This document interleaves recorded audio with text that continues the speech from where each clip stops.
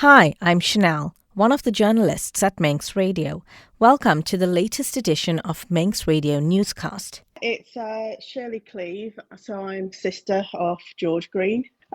Probably exhausted with the process. He was up for parole last year. It was denied. Parole was denied last year, but it's his right now that he can apply for parole every 12 months. So it's just a process that we're once again going through. We've had years of never really getting over what happened. The impacts of it has been massive on us as a family. Emotionally, it's a really difficult one. You know, for what happened to George. You know, he violated his body and then murdered him, removed him from our lives. So going back through this process, it drags up all of those feelings and emotions once again, anger. We're a little bit alarmed and kind of disappointed in the justice system ourselves. So the petition itself is actually being it's being led by the Barton family. So it's Samantha's family that are actually leading that petition. They are obviously not wanting him released. We don't particularly want him released. We don't feel that he is ready for release. We feel that he needs to go some genuine kind of reform before he is released back into society, which we don't feel that he would ever get being placed in Derby prison. Right now, I know you mentioned that the petition is on behalf of Samantha's family, but is it encouraging to see the number of people that's been signing that petition and sharing that petition? Absolutely. I mean, it's encouraging for us as a family as we still feel as though we have the public support in how we're feeling, anger about his potential release. There's a lot of comments that have gone on to the petition. We fully support the Barton family and we support the petition that has been done. We've done a similar one a couple of years ago as a family when he first applied for parole. To see the public's support in that it's for us as a family. We find it quite settling that it's not just us saying that he shouldn't be released. It's society as well. He was transferred over to a UK Category A prison, and in our opinion, that's where he probably should have stayed. The UK high security facilities, they're designed for rehabilitation of serious offenders because that is what he is, and they prepare him for release. They've got the correct structures in place and intervention techniques that can only rehabilitate offenders like him, where he can't get that on the Isle of Man. So to know that he's been here living the life of Derby prison for quite a few years doesn't give us any comfort that he's not going to be released, and we do feel that he will reoffend when if he is released. Have you guys tried to reach out to the officers that would have been handling y'all's case to express your concerns? We are fully supported by victim support. They have been absolutely brilliant helping us prepare and submit through victim impact statements. So we have, we've been able to go down and use that route. But there's only so much they can do. We would love to have our own voice at the parole. Unfortunately, we still can't have that on the Isle of Man like the UK. So we just feel that through victim support, we can express how we feel about our disappointment with obviously the route off or the pathway of what they felt was reasonable for him to undergo any rehabilitation. We just feel that it's just lacking. It's been about 23 years.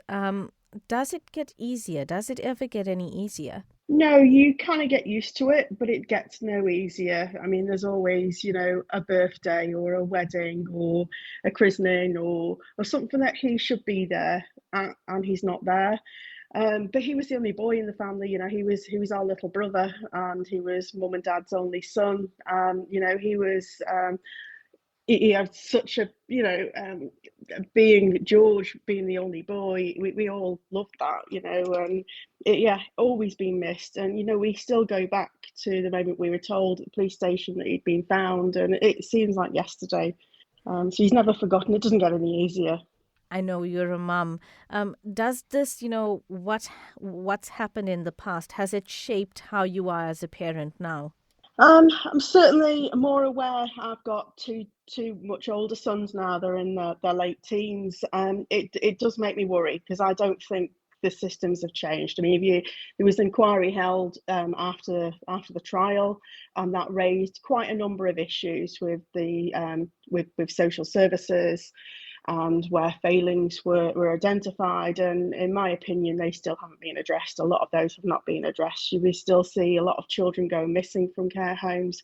We see lots of children in and out of the youth justice system. There's not enough being done on the island. So it is a concern. So as a mum, yes, I try my hardest to allow my boys to have their own youth, grow up, have friends, go out, have fun. But I do worry. I won't go to bed until I know that they're both back home and safe. And when we leave the island for my other son's care, it is a huge worry about how other controlling minds could perhaps maybe influence them the wrong way. It is a worry as a mum. What would be your message or your family's message to the parole board? We want justice. We don't feel that he is being reformed by sitting in Derby. We've asked the questions before. How are they rehabilitating? How can they give us any kind of confidence that he's safe for release, for our safety as well? I mean, we knew Peter Newbery. We grew up with Peter Newbery. We went to the same school. We lived 900 yards away from him for a very, very long time. So we know him and his character before the deaths as well. So we don't believe that the justice system locally could actually do anything to change him. We think that the parole board should have should of course the parole board are going to use specialists to maybe kind of say whether or not he's safe enough for release, but have a look at his behaviours. Please have a look at his behaviours, the way maybe he interacts with other people in these places, because what we're hearing from people that have left the prison or people who've been visiting the prison, they're not really suggesting that he's changed. And that's our concern, is that he's come back and he's the lord of the prison. Everyone's got a lot of respect for him, and he's going to come out, and that's our concern, is that he's not changed. If the parole board aren't satisfied that he is safe for release, could consideration not be made for him to be transferred back to a high security facility, which is designed to rehabilitate serious offenders and prepare them for release? We haven't got that, as I said. We haven't got that structure at Derby, to rehabilitate people who commit these kind of crimes. Would you feel a bit more comfortable knowing that he's moved back into a more higher security institution as opposed to Derby?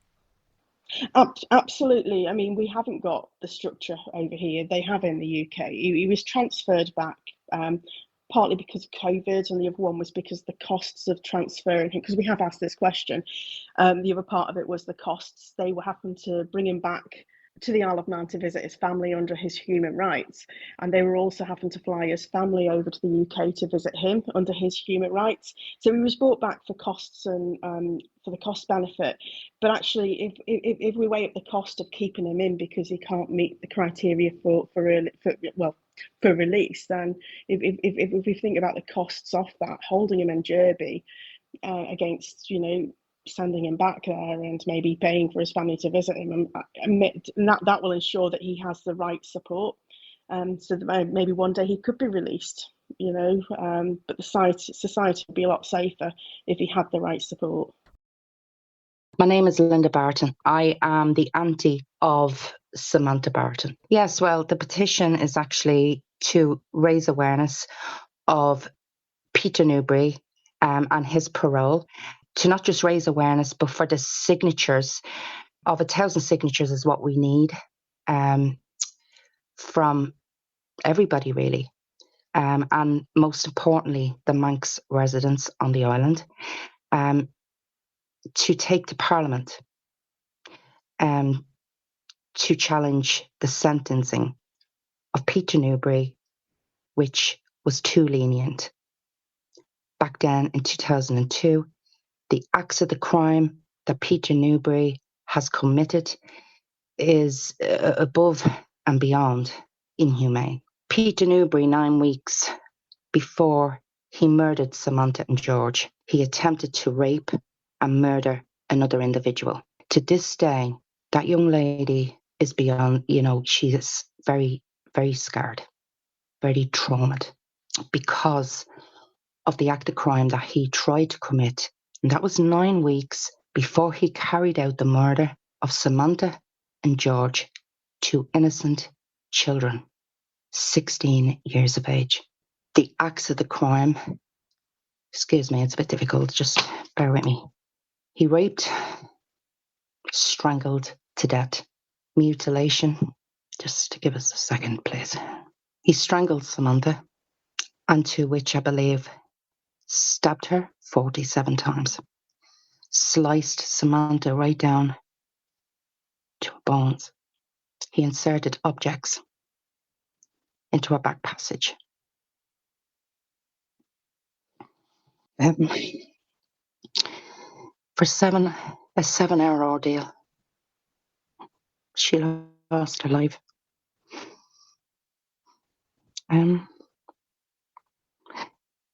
Even after she died, he continued to carry out his crimes on Samantha.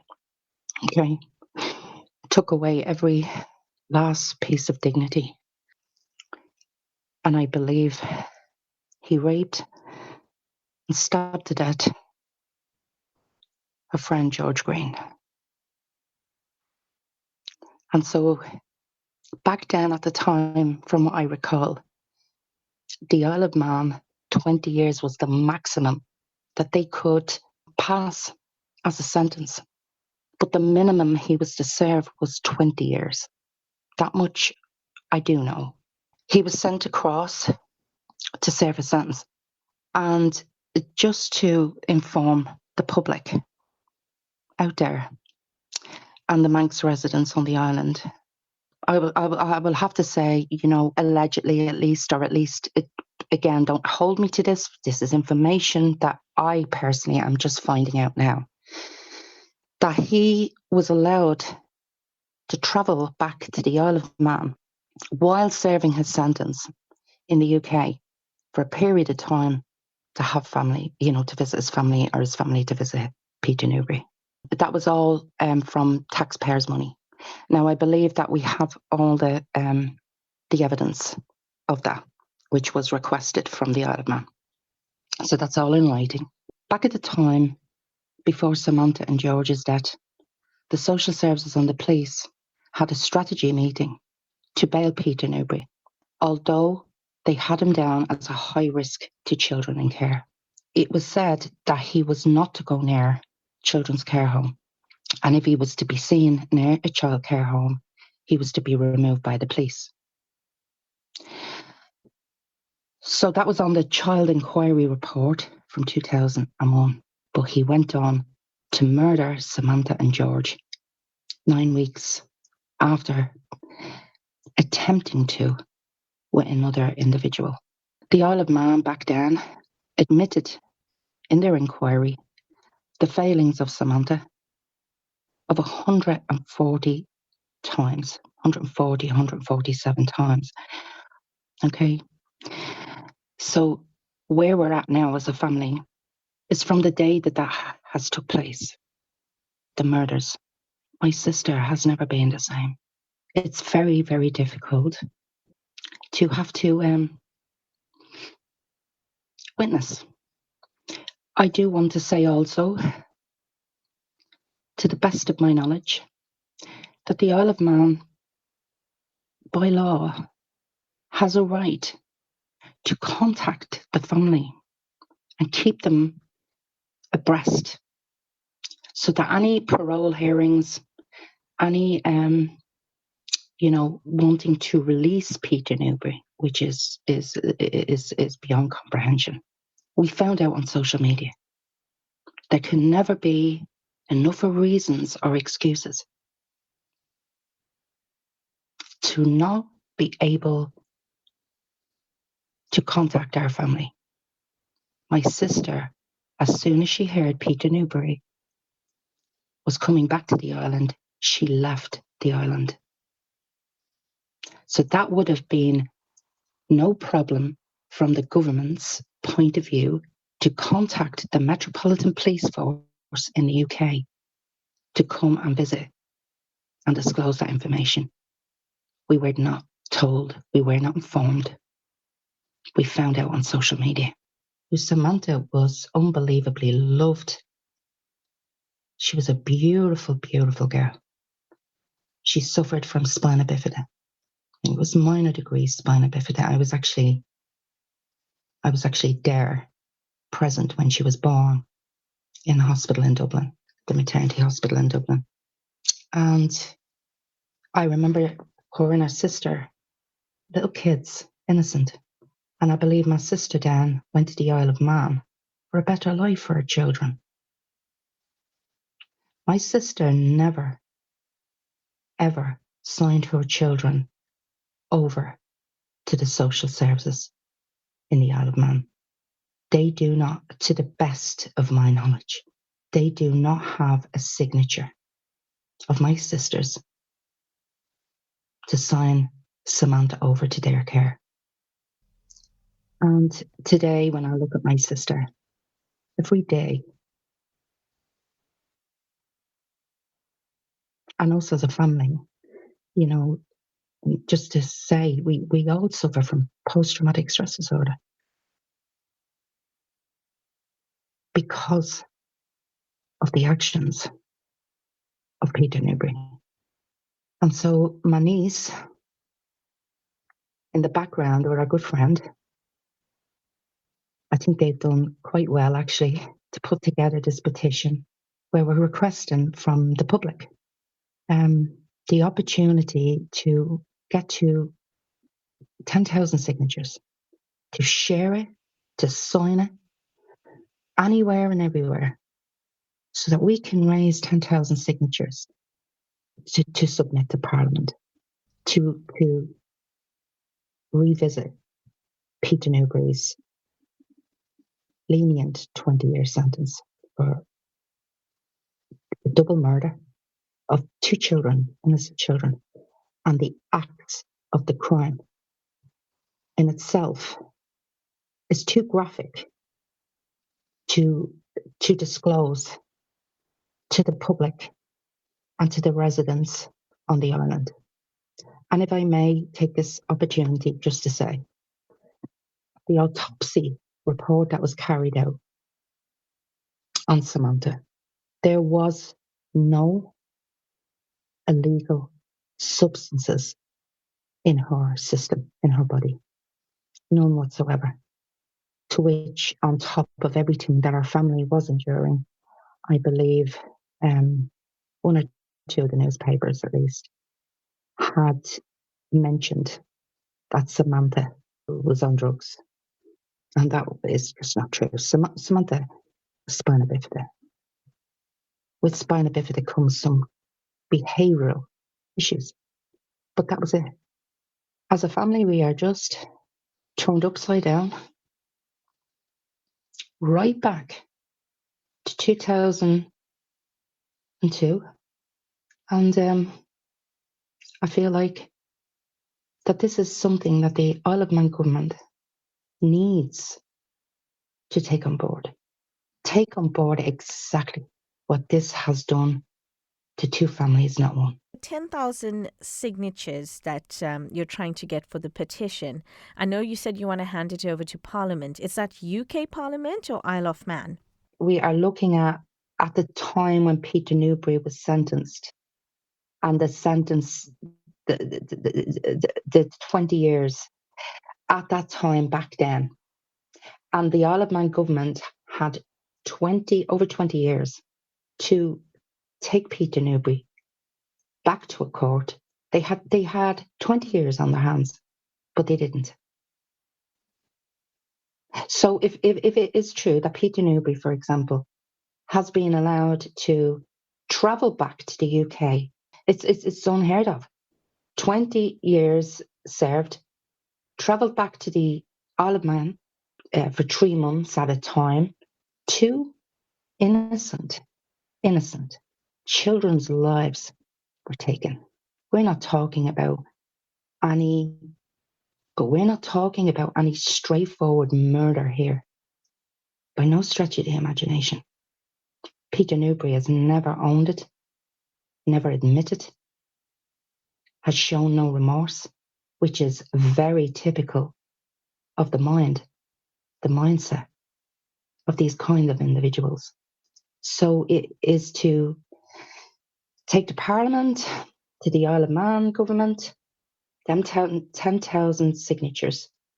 And I believe that prior to a petition being put up, maybe when Peter Newbery was either returning back to the island or was on the island, the Manx residents, I think it was to go to Tynwald. I think there was 3,000 or 4,000 signatures at the time from the Manx residents themselves to refuse him to go back onto the island. And to the best of my knowledge, it was taken down. It's been 23 years, but hearing your voice, hearing you speak about Samantha, hearing you speak about the person that she was, and then what's happened to her, even though it's been 23 years, it clearly doesn't go away. The pain it stays with you. Nobody ever expects that knock on the door to take place. And when it does, it doesn't only upend your whole life, your whole family life, but a day at a time for the rest of your life. And I'm speaking just here as her auntie. I look at my sister and I often think privately to myself, to the damage that it's caused. How? What's her life like? What's her internal world like? To have to live with knowing how her daughter's life was taken in such an inhumane way. And so it never ever goes away. And I think it's fair to say that when you are delivered a situation like that, it's almost like you're given something. I can't really put into words, but you automatically understand, at least from our experience, at least, you understand that the public or the residents on the island or whoever is, we understand that they're not going to be able to fully understand.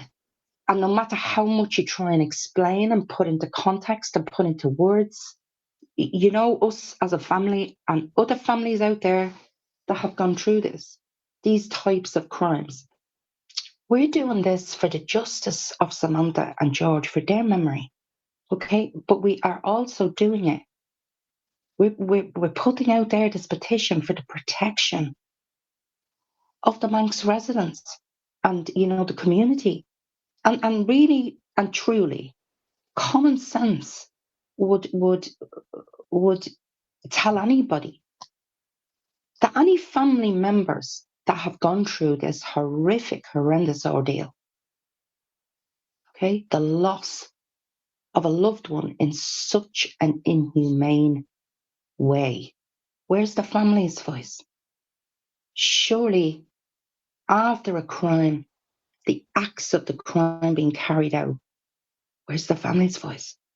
The Peter Newbery is applying for parole under his human rights.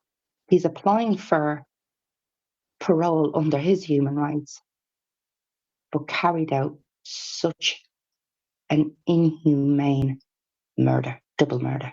How is that possible?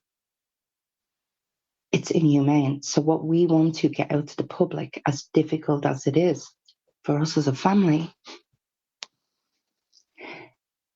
is